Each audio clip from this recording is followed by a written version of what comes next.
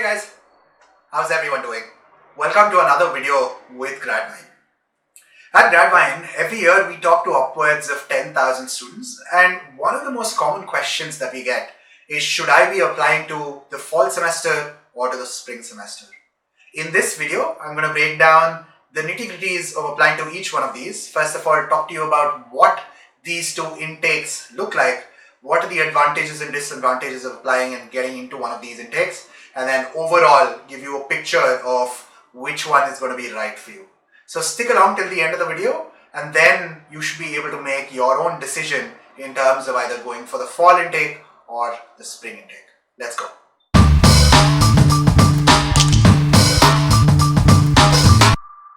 Alright, before we actually make the decision in terms of going to either the fall or the spring intake, let's first try and understand what these two different intakes are.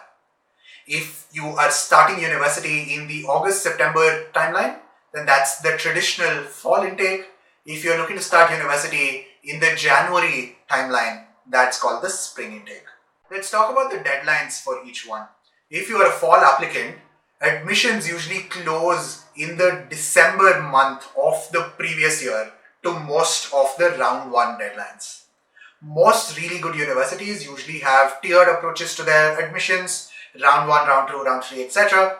Round 1 is where most international students should be applying to, and we'll make a separate video on why round 1 needs to be prioritized. But for now, suffice it to say that round 1 applications for fall semester or the fall intake usually close in the December or about 8 months prior to when you start university. Similarly, for spring intake, which starts in January, so if you're starting university in January, about 8 months before that, in the months of May, June, July, that's when most of the spring intake deadlines are. Alright, now that we understand that fall is equivalent to the August-September intake and spring is equivalent to the January intake, let's try and understand different factors that will help you make the decision between both of these intakes. The most important factor is to make sure that the university has the particular program in the particular intake that you want to go into. Most universities offer a traditional fall intake for almost all of their graduate degrees. However, the same cannot be said for graduate degrees in the spring.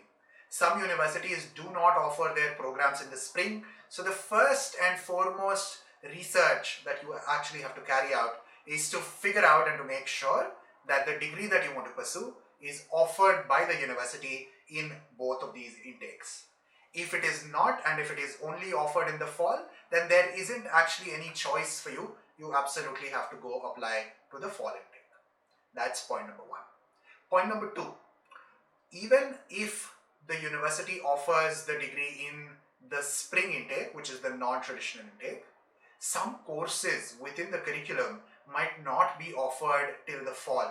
So the order in which you take some of these courses or subjects at the university is at the mercy of the admissions committee as well as the advisory board, and they might not choose to give all of the subjects or courses in the spring semester. They might choose to shift some of them to fall. That's point number 2 to keep in mind. The third and probably one of the most important factors to consider when choosing between the traditional fall intake and the non-traditional spring intake is the question of internships.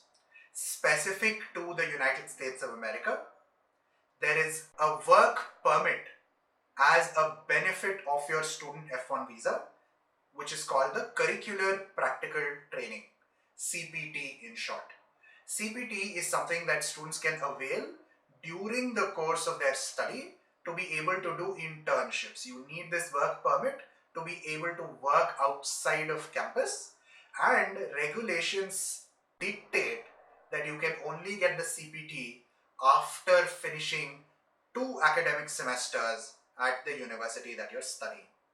What does this mean in terms of timelines? Let's deep dive into that. Let's say you're a traditional fall intake student. You've started university in August, September. Then the 2 semesters that you will have to finish are going to be the first fall and then the subsequent spring semester. And then your internships usually start in the summer which coincides perfectly well with the timing for you to get your CPT. If you are a non-traditional spring admit and spring intake student on the other hand, let's look at how the timeline goes. In order to get your CPT, you should have finished 2 academic semesters, which you will only finish after the first summer.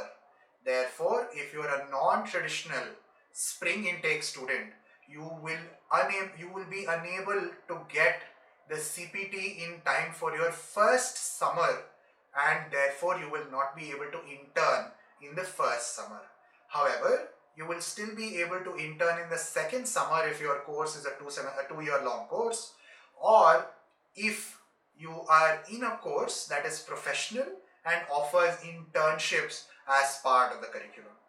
If you want to know which universities and which degrees offer internships as part of the curriculum, please stay tuned or schedule a free consultation with us. We will be able to help you out. Another most important question or criteria to keep in mind is that irrespective of whether you go in the spring semester or the fall semester, there shouldn't ideally be any difference in the on-campus job situation.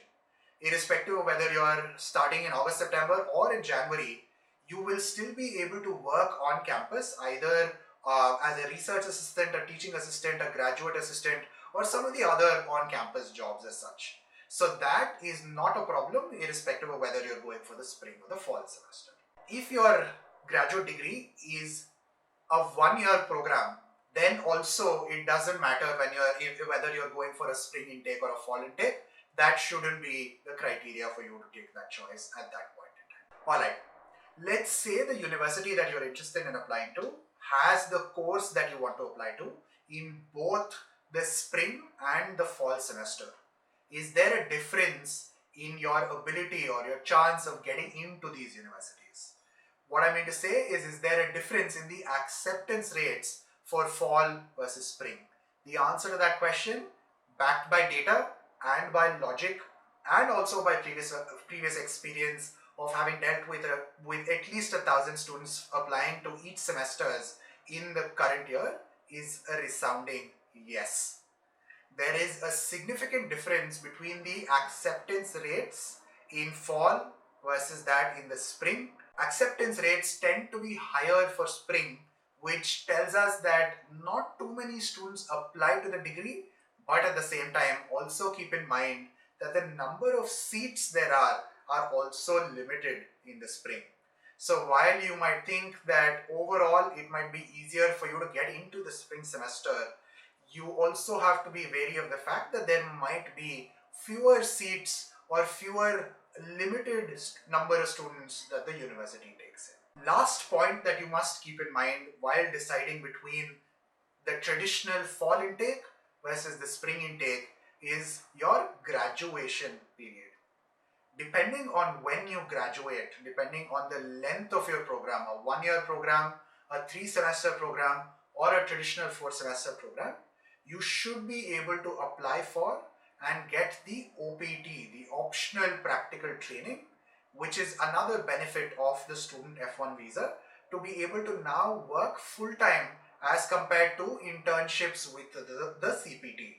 Therefore, while deciding between the fall and the spring semesters or intakes, keep in mind when you're going to be graduating depending on the length of the program and time that better. What do I mean by time that better? Most companies, most employers in the US usually hire in the May through September period. There is, because of the holidays, because of the Christmas break, etc., there is a little bit of lull in hiring activity between Thanksgiving, which is usually in November, through all the way Jan ending. Therefore, that period is not favorable for international students who are looking to apply and get a lot of jobs. Therefore, depending on what the length of your program is, time when you will graduate by picking either the fall or the spring intake. These were different criteria to keep in mind while applying for a graduate degree in either the spring or the fall semester. If information within this video was useful to you, a like would be much appreciated. Please follow Gradvine on all social media handles for us to be able to generate a lot of this content and bring that out to you. Until next time, see you soon.